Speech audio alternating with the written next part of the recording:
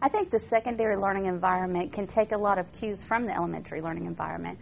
There's some things there that students can benefit from. Simple things like the arrangement of the classroom, the seats for different activities, and having a print-rich environment for all content areas is very important. Moreover, there are even more complex things, such as the use of a rotational model or differentiating your product and your process. I think that those things are also transferable from an elementary classroom, and as secondary teachers need to take note of those.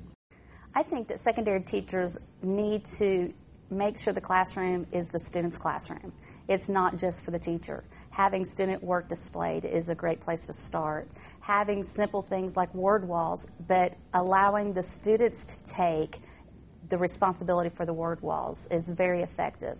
I know of one teacher, as they change from unit to unit, they have the students look and see which words they think will still stay as they change topics, and which words do they think they need to remove.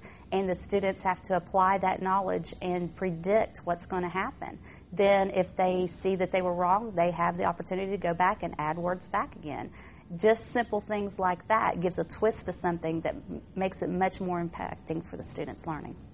And I agree, Pam. And in addition to that, the arrangement of the classroom is probably the most intricate piece to that.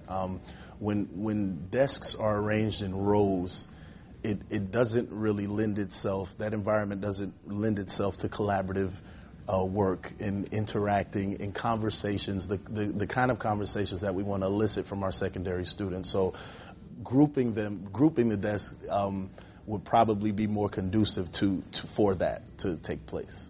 And I tell teachers all the time, students are going to talk and they're going to move. I want to be in control of what they're talking about and where they're moving to.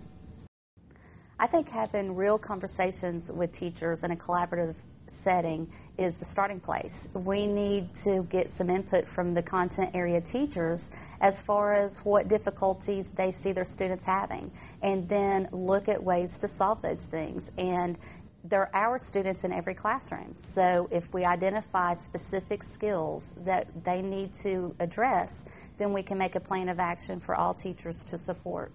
Yeah, we just need to realize that we're all on the same team. We're in it together, and what goes on in my reading classroom should look somewhat similar to what goes on in my science classroom and my social studies classroom.